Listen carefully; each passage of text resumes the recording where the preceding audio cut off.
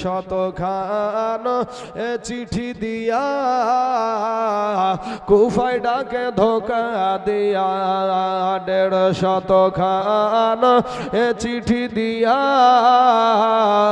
কুফায় ডাকে ধোকা দিয়া, তারাই শেষে বাবা শহীদি করে, তারাই শেষে বাবা শহীদি করে, এজিদের ওই বদ কারণ নীলাকাশ আজ লাল হইল, যেন রক্তেরই বরণ। কারবালার মরুর পরে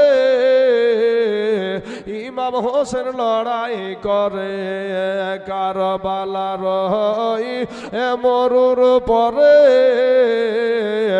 ইমাম হোসেন লড়াই করে। আবার 3 দিন ধরে বাবা নাদাই পানি, 3 দিন ধরে বাবা নাদাই পানি, এজিদের ওই বদ কারণ নীলাকাশ আজ লাল হইল, যেন রক্তেরই বরণ। জালেমেরা ঘিরে ঘিরে তীর মারিল ইমামেরে, জালেমেরা ঘিরে ঘিরে তীর মারিল ইমামেরে। কাতর হালে বাবা ইমাম হোসেন, কাতর হালে বাবা ইমাম হোসেন, খোদাকে করেন শরণ, নীলাকাশ আজ লাল হইল, যেন রক্তেরই বরণ। বাবারা ও গো আমার পর্দার আড়ালের মা খালা, শুনে জানাজ রাতের বেলা মা ইমাম হুসাইন রাদিয়াল্লাহু তাআলা আনহু, উনি ছিলেন বাবা একজন নবী বংশের সন্তান গো, মা ফাতেমার বেটা, শেরে খোদা আলীর বেটা। মা জননীর রওজার কাছে গিয়া চোখের পানি ছেড়ে দিয়ে কান্দে আর বলে, মা মাগো, আমার দয়ার নবী আমার মায়ার নবী হিজরত করেছিল, মক্কা থেকে মদিনায় এসেছিল গো মা। আজকে মুনাফিক মুসলমানের কারণে মাগো আমি তোমার বেটা হুসাইন, আজকে আমি মদিনা থেকে মক্কা চলে যাব। ও মা, আর তোমার রওজার কাছে আসবো কিনা জানি না গো মা, কারণ তারা বাবাজি মউতকে বড় কাছে রাখতেন। আমার নবীজি বলেছেন, একদিকে আপনি সালাম ফিরাচ্ছেন, আর একদিকে যে সালাম ফিরাতে পারবেন এটার কোনো গ্যারেন্টি নাই রে বাবা। আপনাদের ধনিরামপুরের জমিনে আজকে রাত্রি 4টার সময়তে একটা খবর এসেছে কেরালা থেকে বাবা। ওই কেরালার জমিনে বিবির সাথে বাবা কত আনন্দের গল্প করেছে রে ভাইটা আমার। ওই কেরালার জমিন থেকে বিবির সাথে কত মুহাব্বতের কথা বলেছে, কিন্তু বাবা রে এরপরে যখন বিছানায় ভাইটা শুয়ে গেছে, সকালবেলা ওই ভাইটা আর কারো সঙ্গে কথা বলতে পারেনি, কারো সঙ্গে আর আলাপ করতে পারে নাই। আপনাদের দেশের সন্তান, আপনাদের দেশের ছেলে, ওই ছেলেটা বাবাজি নামটা যেন কি হুমায়ুন নাকি নাম বাবা, সোনামানিক রে, ওই ভাইটা আপনার দুনিয়া থেকে বিদায় হয়ে গেছে। আজকে তার জনম দুঃখিনী মা বাড়িতে ধাপড়ায়, তার বিবি ধাপড়ায় বাবা, তার সন্তানেরা ধাপড়ায়, কিন্তু ভাই রে তাজা চেহারা খানা, তাজা মুখ খানা কাউকে একটা বার দেখাতে পারলো না। ও মুসলমান, কার জানি কখন কোন মুহূর্তে মরণ চলে আসবে, দিলখানা একটু নরম করে দিবেন বাবা। আজকের মাহফিলে যদি এক ফোঁটা চোখের পানি ছেড়ে দিতে পারেন গো, এই চোখের পানিটা কাল কিয়ামতের মাঠে নাজাতের কান্ডারি হয়ে যাবে। জোরে বলেন সুবহানাল্লাহ। ইমাম হুসাইন রাদিয়াল্লাহু তাআলা আনহু মুসলমান, এবার বিবি আপনার বাড়িতে গিয়া তার বড় বিটি সুগরা জ্বরে বাবা কাকা জ্বরে আক্রান্ত হইয়া এমন শরীরে জ্বর আর রাস্তায় চলার মতন ক্ষমতা নাই রে ভাই। কিন্তু এই মুনাফিক মুসলমানের কারণে আমার হুসাইন মক্কা মদিনা ছেড়ে মক্কাতে যাচ্ছে। এ বাবারা, এগো আমার মুসলমান পর্দার আলার মা খালা গো, আমার হুসাইন বলা বিটি সুগরা রে, আমি তোর জন্মদাতা আব্বা, আমি তোর জন্মদাতা পিতা। বিটি সুগরা রে, আমি তোর আব্বা জান, আজ আমি চুপি চুপি মদিনা ছেড়ে মক্কাতে চলে যাব। সুগরা ডাক দিয়া বলে আব্বু, আব্বু গো, আমাকে কে দেখবে, আমাকে কে দেখাশোনা করবে? কত বড় দুঃখের কথা রে বাবা।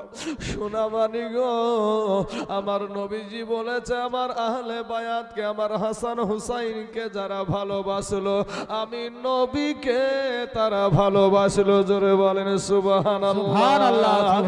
এ মুসলমান ভাইবা, এ মুসলমান আব্বা জানেন, আপনাদেরকে দুশ্মন চিনায়া দিই রে বাবা।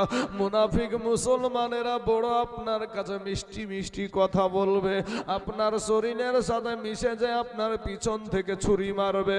ও মুসলমান ভাই, ও গো আমার কালেমার ভাইয়েরা, সতর্ক হয়ে যাও।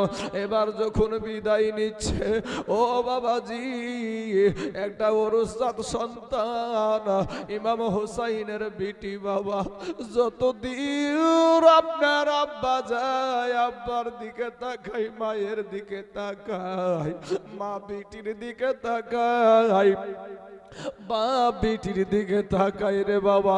কিন্তু দাঁড়াতে এবার আমার হুসাইন তো চলে যাবে, এইরকম অবস্থায় রেখে কেউ কি যেতে পারে? কিন্তু না, আমার নবীজি রওজা বাঁচানোর জন্য ভাই গো আমার হুসাইন পাড়ি দিচ্ছে মক্কাতে বাবা। সুগরাকে ওখানে রেখে দিয়া আমার হুসাইন মক্কাতে যখন চলে গেল, এই কুফা দেশের মুনাফিকেরা একের পর এক চিঠি লিখতে শুরু করেছে। হুসাইন গো আপনি আসেন, আপনি আসেন, আপনার হাতে হাত দিয়ে আমরা বায়াত হতে চাই, আমরা আপনার হাতে হাত দিয়া মুরিদ হতে চাই। হুসাইন এবার আল্লাহর নবীর কিছু সাহাবীকে ডাক দিয়ে বাবাজি আপনার আলোচনা করছে, মাসুয়ারা শুরু করেছে যে শোনেন গো, কুফা থেকে আমার কাছে চিঠি আসছে, সেখানে আমাকে যেতে বলছে, তারা আমার হাতে হাত দিয়া নাকি বায়াত হতে চায়। সাহাবারা বলল হুজুর, আপনার বড় ভাই হাসাইনকে হারানোর ব্যথা আমরা এখনো ভুলতে পারি নাই। আপনি একজন নবীর নাতি, আপনার ওই কুফা দেশের চিঠির রং ভালো দেখা যায়, কিন্তু কুফা দেশের মানুষকে বিশ্বাস নাই, কারণ আপনার আব্বা জানকে ওই ইরাকের মানুষেরাই মুনাফিকি করে মারে দুনিয়া থেকে শহীদ করে দিয়েছে। অতএব আপনাকে আমরা যেতে দেব না, আপনাকে যেতে দেব না।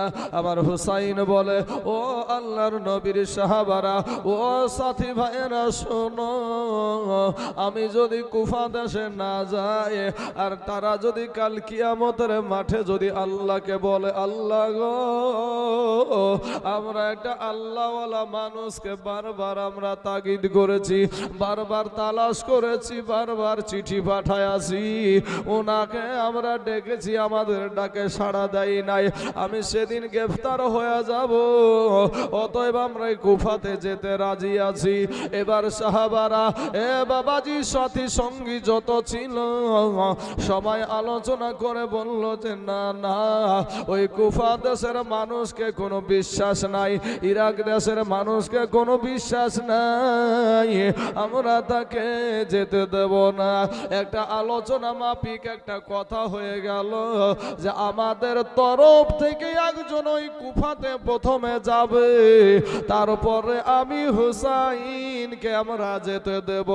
যদি ওই কুফা দেশ থেকে আমাদের তরফ থেকে যেই ব্যক্তি যাবে, ওই ব্যক্তি যদি চিঠি লেখে যে হুসাইন গো এখানকার সমস্ত কিছু ভালো হয়ে গেছে, সমস্ত মানুষের আদর্শ ভালো হয়ে গেছে, এরা ইমানদার হয়ে গেছে, তাহলে আমরা হুসাইনকে যেতে দেব, নচয়েত আমরা যেতে দিব না।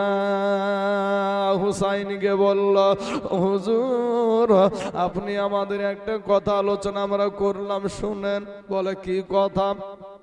হুজুর গো আমরা এটা আলোচনা করলাম আমাদের তরফ থেকে আগে একজন কুফাতে যাবে, আর সে যদি ওখান থেকে চিঠি লেখে ওই জায়গার অবস্থা ভালো, আগেকার মতন মুনাফিক নাই, তাহলে আপনাকে যেতে দেব, নচয়েত যেতে দেব না।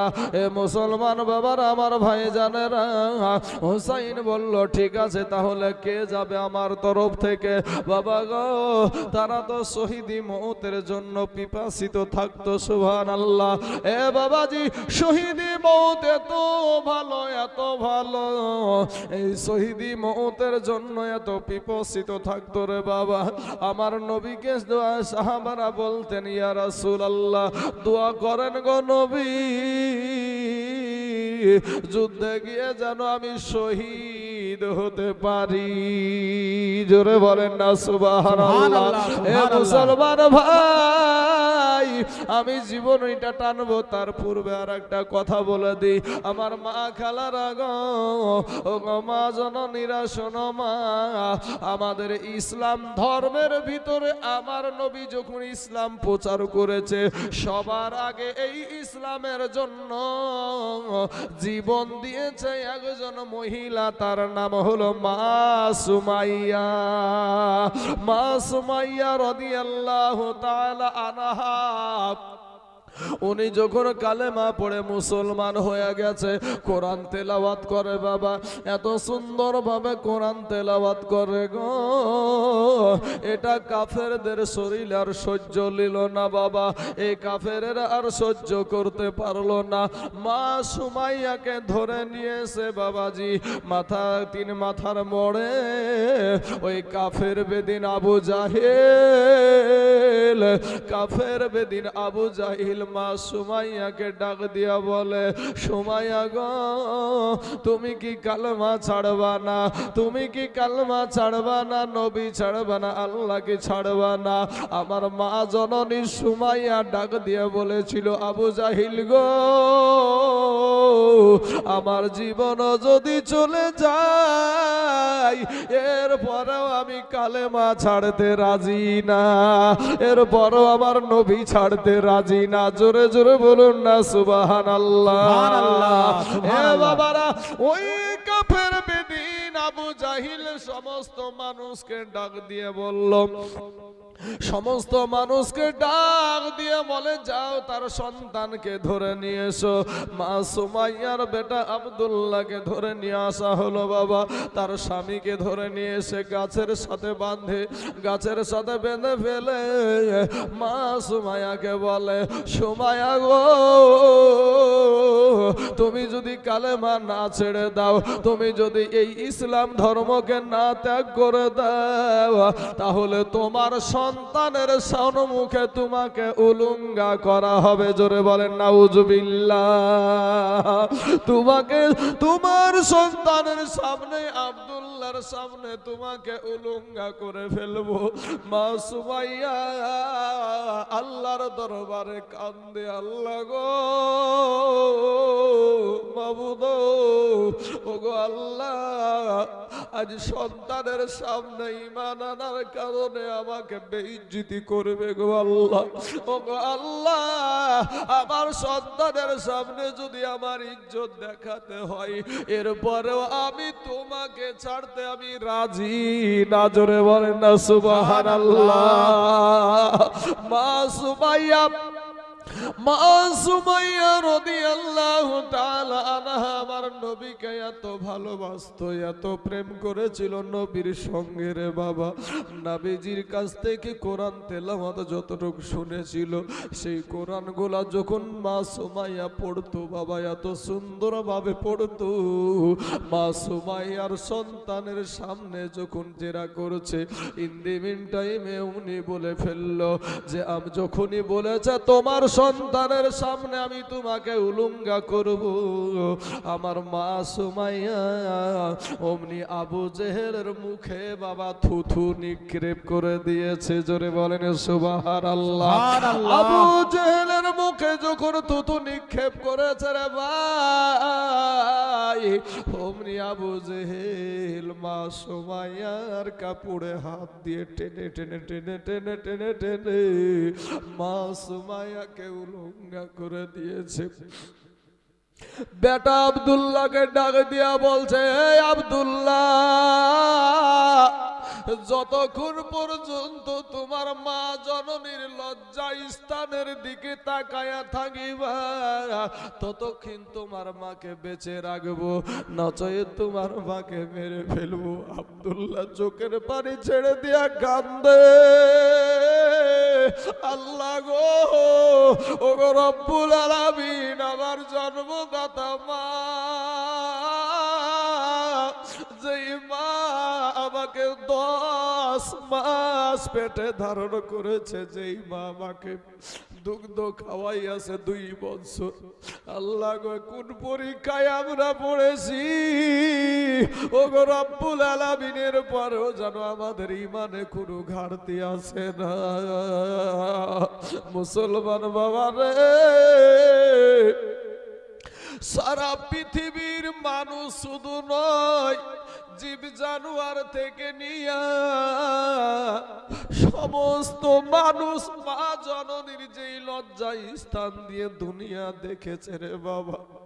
মা সুমাইয়া যখন বারবার থুতু নিক্ষেপ করে দিল আবু জেহেলের মুখে, মা সুমাইয়া একটা ডাক দিয়া বলে, বেটা আব্দুল্লাহ, ও গো আমার স্বামী, আপনারা যদি কালেমা ছেড়েও দেন, তারপরও মা আমি সুমাইয়াকে, এই জাহান্নামের কুকুর আমাকে ছাড়বে না, আমাকে মেরে ফেলবে, আমি মরতে রাজি আছি, কিন্তু আপনাদেরকে তোমাদেরকেও আমি ইমানি হালাতে দেখে মরতে চাই। জোরে বলেন সুবহানাল্লাহ। যেমন এই কথা বলার বাবা, মা সুমাইয়া রাদিয়াল্লাহু তাআলা আনহাকে বাবা চিৎ করে পেড়ে ফেলে লম্বা একটা বল্লম, সুচালু একটা বল্লম, ওই বল্লম গুলা আগেকার জামানায় যুদ্ধের জন্য বাবাজি তৈরি করা হতো রে বাবা। ওই বল্লম মিশরের জাদুঘরে গেলে এখনো সৌদির সরকার ওগুলা মিশরে আপনার গচ্ছিত করে রেখে দিয়েছে। এ বাবাজি সোনামানিকের গো, ওই বল্লমটা মা সুমাইয়া রাদিয়াল্লাহু তাআলা আনহার লজ্জা স্থান দিয়ে বাবা আঘাত করে দিল। মা সুমাইয়া একটা ডাক দিয়ে বলে, আল্লাহ, আমি তো দুনিয়া থেকে চলে যাব, তবে আল্লাহ গো, তোমার নিয়ামত না দেখে আমি মরতে চাই না গো আল্লাহ। আমার আল্লাহ মা সুমাইয়ার শহীদা মাউতে বাবাজি এত খুশি হয়েছিল, আমার আল্লাহ বলে, জিবরাইল রে, ওরে জিবরাইল, আমার বান্দি, আমার পাগলি বান্দি, ওই পাগলিটাকে জান্নাতুল ফেরদাউসটা একটু দেখায়া দে।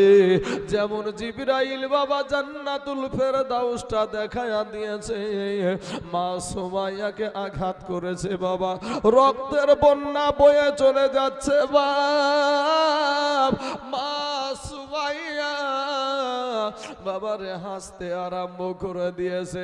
কাফের বেদিন আবু জাহেল, ওই কাফের বেদিন আবু জাহেল বলছে, আব্দুল্লাহ তোর মা দেখ পাগলি হয়ে গেছে, তোর মার মাথা খারাপ হয়ে গেছে। মা সুমাইয়া একটা ডাক দিয়ে বলছে না, মা সুমাইয়া একটা ডাক দিয়া বলছেন, আবু জাহিল রে, আমি সুমাইয়া মাথা খারাপ হয় নাই, আমার মাথা খারাপ হয়ে যায় নাই, পাগলি হয়ে যায় নাই। যে আশাতে আমি তোর কাছে জীবন দিলাম, আমার আল্লাহ সেটা আমার সম্মুখে তুলে ধরেছে। জোরে বলেন সুবহানাল্লাহ। বাবা গো, যারা আল্লাহওয়ালা ব্যক্তি হবে বাবা, যারা নবীকে ভালোবাসবে, যারা ইসলামের পরে দাঁড়িয়ে থাকবে, তাদের জবান থেকে মিথ্যা কথা বের হবে না, তাদের জবান থেকে সত্য ছাড়া মিথ্যা আসবে না। শহীদি মওতের তামান্না থাকবে।